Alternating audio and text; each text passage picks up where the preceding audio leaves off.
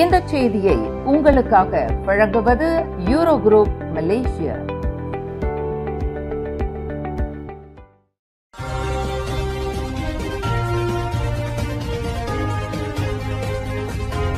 வணக்கம். திசைகளின் 5 மணி செய்திகள். மலேசியாவின் அரசதந்திர வெற்றி. ட்ரம்ப் வருகையில் தாய்லாந்து கம்போடியா வரலாற்று அமைதி ஒப்பந்தம் கையெழுத்து. மலேசியாவில் இன்று தொடங்கிய 47வது ஆசியான் உச்சநிலை மாநாடும் அதனுடன் தொடர்புடைய அமர்வுகளில் கலந்து கொள்வதற்காக ஒரு தசாப்த காலத்திற்கு பிறகு முதல் முறையாக அமெரிக்க அதிபர் டொனால்டு ட்ரம்ப் மலேசியாவிற்கு வந்துள்ளார். கோலாலம்பூர் அனைத்துலக விமான நிலையத்தில் ஏர்ஃபோர்ஸ் 1 தரையிறங்கியதும் பிரதமர் டத்தோஸ்ரீ அன்வார் இப்ராஹிம், அவரது மனைவி டத்தோஸ்ரீ டாக்டர் ஒன் அசிசா அவர்களால் அதிபர் ட்ரம்ப் உற்சாகமாக வரவேற்கப்பட்டார். அவர்களுடன் உள்துறை அமைச்சர் டத்தோஸ்ரீ சைஃபுடின் நசுட்டியோன் இஸ்மாயில், தற்காப்பு அமைச்சர் டத்தோஸ்ரீ முகமது கலீத் நோர்டின், வெளியுறவு அமைச்சர் டத்தோஸ்ரீ முகமது அசான் ஆகியோர் கலந்து கொண்டனர். மேலும் அமெரிக்க அரசாங்கத்தின் செயலாளர் மார்க்கோ ரூபியோ, மலேசியாவிற்கான அமெரிக்க தூதர் எட்கர்ட் கேகன் ஆகியோரும் உடன் இருந்தனர்.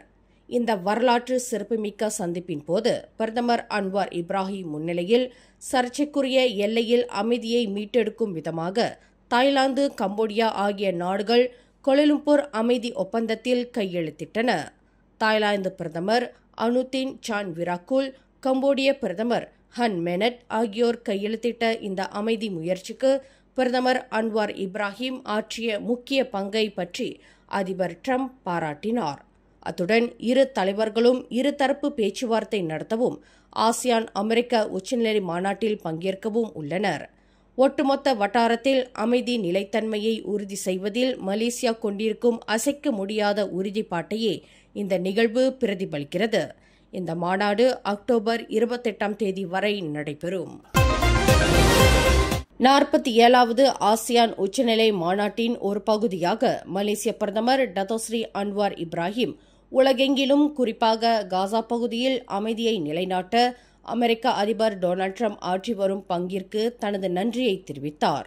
உலகிற்கு தேவைப்படும் முழுமையான அமைதியை உறுதி செய்வதில் ட்ரம்ப் தொடர்ந்து கவனம் செலுத்த வேண்டும் என்றும் அன்வார் வலியுறுத்தினார்.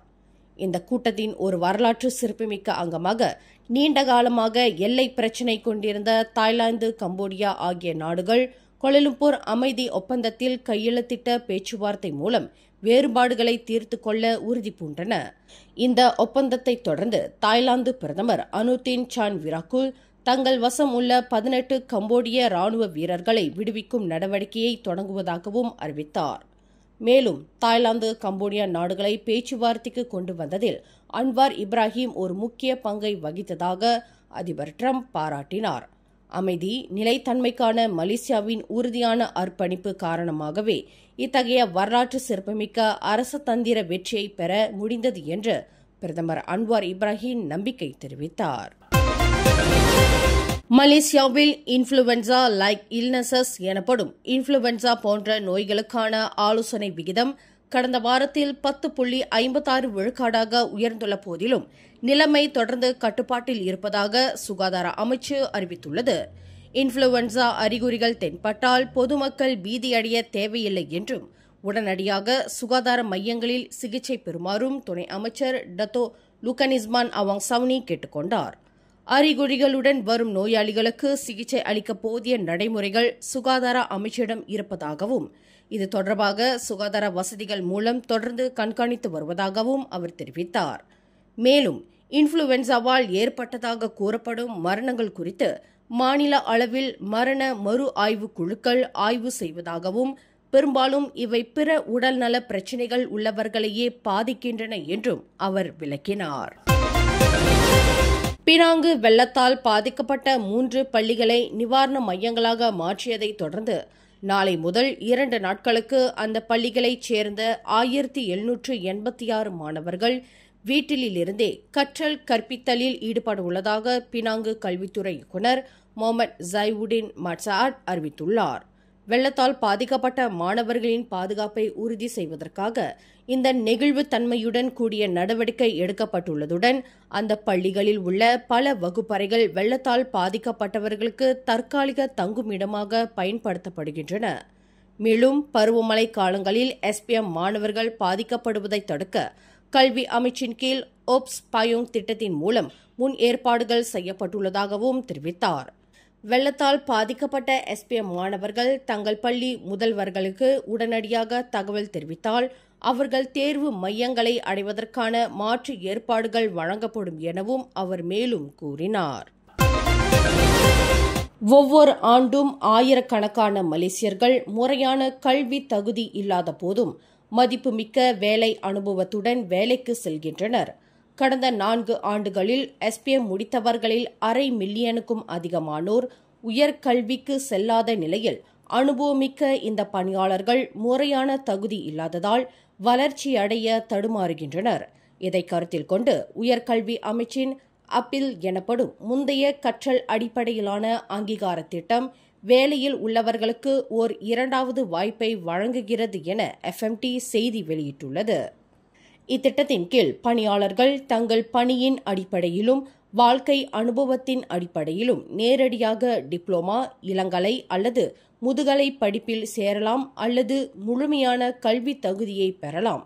இதன் மூலம் தொழிலாளர்கள் தங்கள் அனுபவத்திற்கு முறையான அங்கீகாரம் பெறுவதோடு தங்கள் வாழ்க்கை தரத்தையும் ஊதியத்தையும் மேம்படுத்திக் கொள்ள முடியும் என்று துணை அமைச்சர் முஸ்தபா சமுட் தெரிவித்தார்.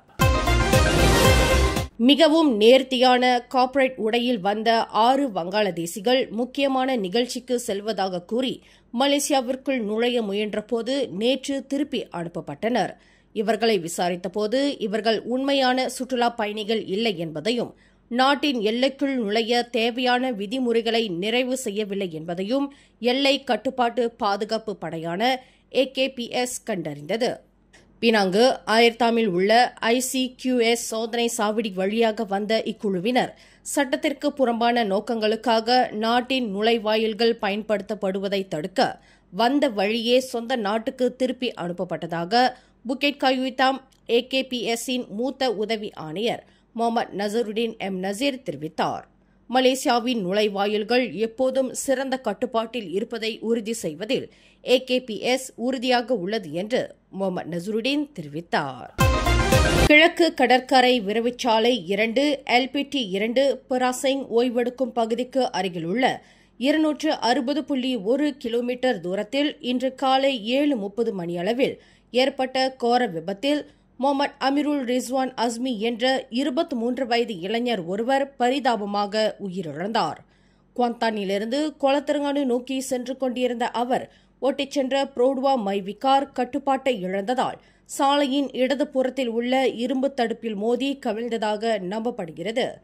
இவ்விபத்தில் தலையில் பலத்த காயமடைந்த அவர் சம்பவ இடத்திலேயே உயிரிழந்தார் என்று கமமான் மாவட்ட காவற்படையின் தலைவர் சூப்பரிண்டென்டன்ட் முகமது ரஸி ரொஸ்லி உறுதிப்படுத்தியதுடன் காரில் சிக்கியிருந்த அவரது உடலை தீயணைப்பு வீரர்கள் மீட்டதாக குறிப்பிட்டார். இச்சம்பவம் குறித்து 1987 ஆண்டின் சாலை போக்குவரத்து சட்டத்தின் 41(1) பிரிவின் கீழ் காவற்படை வழக்கு பதிவு செய்து விசாரித்து வருகிறது. கோலாலம்பூரில் இன்று தொடங்கிய 47வது ஆசியான் உச்ச மாநாட்டில் அமெரிக்க அதிபர் டொனால்டு டிரம்ப் பங்கேற்க வந்ததற்கு எதிர்ப்பு தெரிவித்து இன்று காலை டத்தாரான் மெர்டெகாவில் சுமார் 100க்கும் மேற்பட்டோர் கூடி அமைதி போராட்டத்தில் ஈடுபட்டனர். இந்த அமைதியான பேரணியில் பெரும்பாலானோர் பாலஸ்தீனிய கொடிகளை ஏந்தியும் இனப்படுகொலையை எதிர்த்தும் ஃப்ரீ பாலஸ்தீன் என முழக்கமிட்டனர். முன்னதாக ஆர்ப்பாட்டத்தை அம்பாங் பார்க் பகுதியில் நடத்த திட்டமிட்டிருந்த போதும் காவற்படை அப்பகுதியை மூடியதால் வேறு வழியின்றி தடையை மீறி டத்தாரான் மெர்டெகாவில் ஆர்ப்பாட்டம் நடத்தப்பட்டது. ஆசியான் மாநாட்டில் சிவப்பு மண்டலத்துக்கு அருகில் இந்த போராட்டம் நடந்ததால் அனுமதி மறுக்கப்பட்ட போதும் அமைதியான முறையில் மக்கள் தங்கள் கருத்துக்களை பதிவு செய்தனர். மேலும் செய்திகளை தெரிந்து கொள்ள கீழே இருக்கும் பெல் பட்டனை அழுத்துங்கள். உங்கள் மகிழ்ச்சியை வெளிப்படுத்த லைக் மற்றும் ஷேர் செய்யுங்கள். தொடர்ந்து திசைகளோடு இணைந்திருக்க சப்ஸ்கிரைப் செய்யுங்கள்.